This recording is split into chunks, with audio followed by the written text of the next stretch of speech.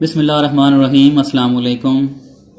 आज की इस वीडियो में हम 3 कॉलम या ट्रिपल कॉलम कैश बुक का एक जो क्वेश्चन है उसको हम सॉल्व करेंगे और ये भी देखेंगे कि इसमें जो 3 कॉलम कैश बुक है ये कैसे बनाई जाती है और इसमें जो थर्ड कॉलम है वो कौन से अकाउंट का यहाँ पे ऐड होता है। इससे पहले हमने जो सिंगल कॉलम कैश बुक बनाई थी उसमें हमारे पास जो कैश का एक अकाउंट था डेबिट साइड के ऊपर और इसी तरह से कैश का एक अकाउंट क्रेडिट साइड के ऊपर था।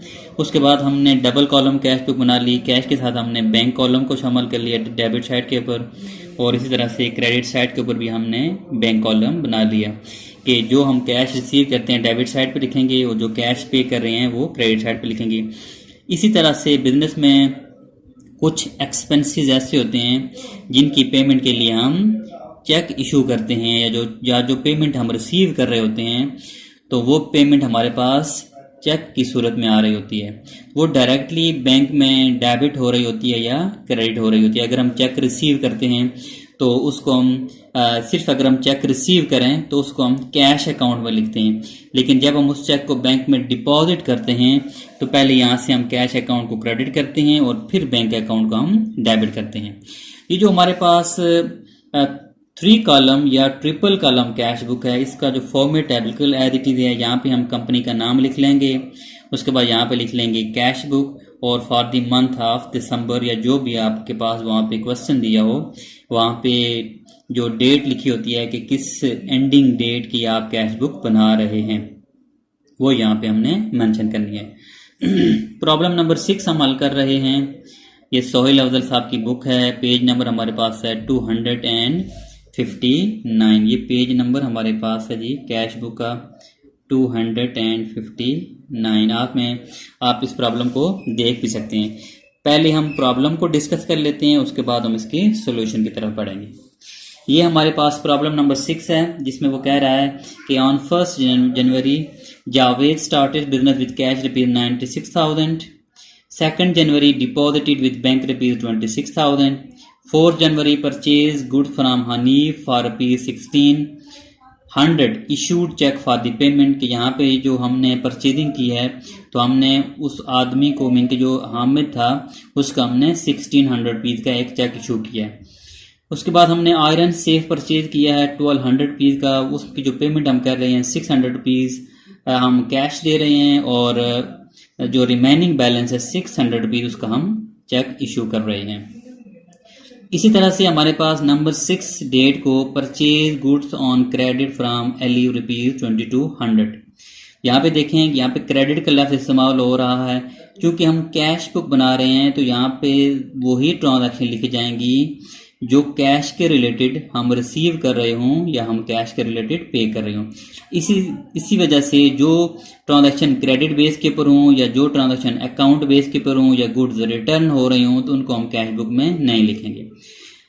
नंबर 7 को कह रहा है कि sold goods on account to Salim ₹2200। यहाँ पे देखें कि हम सेल कर रहे हैं वो भी क्रेडिट बेस के ऊपर है, इसको भी हम नहीं लिखेंगे। फिर 10th डेट को हम डिफेक्टिव गुड्स रिटर्न हो रही हैं सलीम से और क्योंकि हम कैश बुक बना रहे हैं तो ये जो डिफेक्टिव गुड्स हैं इनको भी हम नहीं लिखेंगे। 11th डेट को हम रिसीव कर रहे हैं अ चेक फ्रॉम सलीम फॉर ₹2200 का। तो यहाँ पे देखें कि ये जो हम चेक रिसीव कर रहे हैं तो इस डेट पे हमने सिर्फ चेक रिसीव किया है, इसको हमने बैंक में डिपॉजिट नहीं किया, तो इसी डेट के हिसाब से हम इसको कैश अकाउंट में लिखेंगे। और साथ में हम 12th जनवरी को हम पे कर रहे हैं सलीम चेक इनटू बैंक। अब जो नेक्स्ट डे है हमने सलीम का जो चेक रिसीव किया था इसको हमने बैंक अकाउंट में पे कर दिया। अब हम ये करेंगे कि कैश के कॉलम को यहाँ पे क्रेडिट भी कर लेंगे और फिर बैंक कॉलम को डेबिट भी कर लेंगे। इसी तरह से गुड्स सोल्ड टू काशिफ है, चेक इशू टू अली है। अच्छा, नंबर 1 हमारे पास जो ट्रांजेक्शन है इसमें वो कह रहे हैं कि Javed started business with cash ₹96,000। तो ये हमारे पास डेबिट साइड के ऊपर हम कैश बुक बना रहे हैं तो cash account to capital account की जनरल एंट्री होनी थी तो कैश अकाउंट डेबिट हो रही है with reference of credit capital तो ₹96,000 हमने क्रेडिट में लिख लिया। सेकंड हमारे पास है purchase goods from Hamid for ₹1600 issued and check.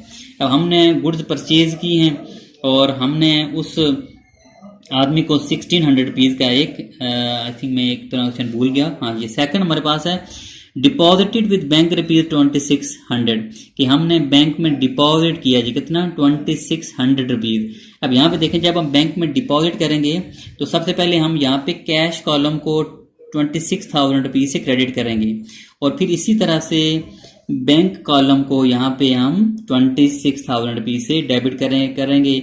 ये हमारे पास सी मैंने लिख लिया कि ये हमारे पास कंट्रा एंट्री आ गई। इस एंट्री का डबल इफेक्ट है, ये डेबिट साइड के ऊपर भी शो हो रही है और ये क्रेडिट साइड के ऊपर भी शो हो रही है। नेक्स्ट अगर आप देखें तो हमारे पास गुड्स परचेज हो रही हैं 16,000 issued cheque for the payment. तो यहाँ पे आप देख सकते हैं कि हमने गुड्स परचेज की हैं 4 जनवरी को और ₹16,000 हम उसकी पेमेंट कर रहे हैं। नंबर 5th डेट के ऊपर हमने आयरन सेफ परचेज किया है ₹1,200 का और वो जो अमाउंट पे कर रहे हैं वो ₹600 कैश पे कर रहे हैं और रिमेनिंग अमाउंट का हम चेक इशू कर रहे हैं। तो ये हमने आयरन सेफ परचेज किया, कैश जो हम पे कर रहे हैं ₹1600 और जो रिमेनिंग बैलेंस था ₹600 का वो हम इशू कर रहे हैं चेक की सूरत में। नेक्स्ट अगर हम देखें तो purchase goods on credit from Ali, तो ये क्रेडिट बेस के ऊपर ट्रांजैक्शन है, इसको हम कैश बुक में नहीं लिखेंगे। इसी तरह से goods sold good to account to Salim, ये भी हमारे पास अकाउंट में ये जो क्रेडिट ट्रांजैक्शन है इसको हम नहीं लिखेंगे। गुड्स डिफेक्टिव रिटर्न हो रही हैं सलीम से, इसको भी हम नहीं लिखेंगे।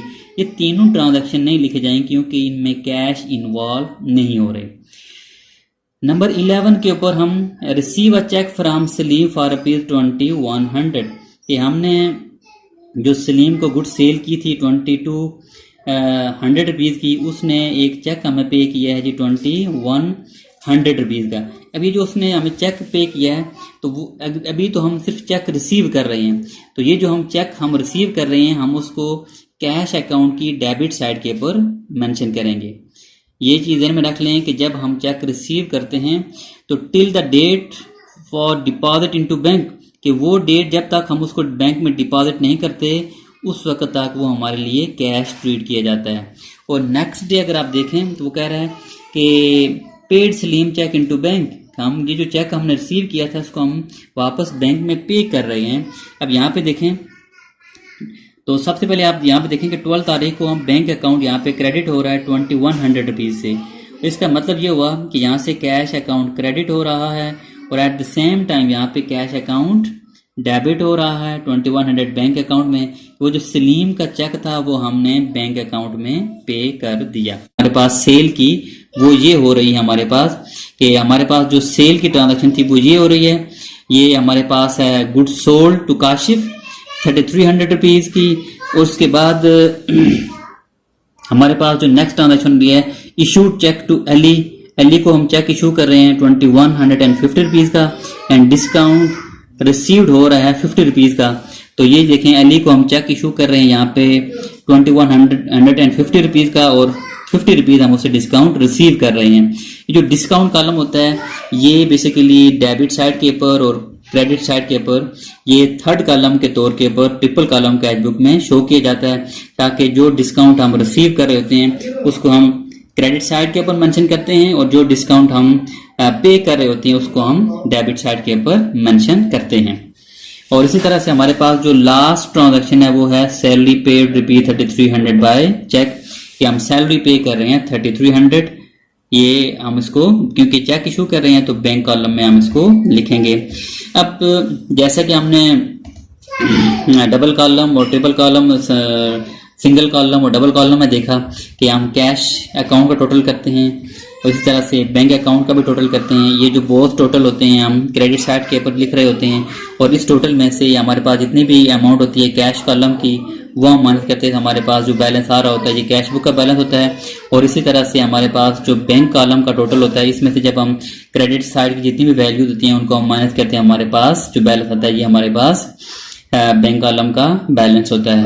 तो ये हमारे पास स्पेसिमन था, ये हमारे पास वो प्रॉब्लम थी ट्रिपल कॉलम कैश बुक की जो मैं आपके साथ शेयर करना चाह रहा था। प्रॉब्लम नंबर 6 है, आप इसको बुक में से भी देख सकते हैं।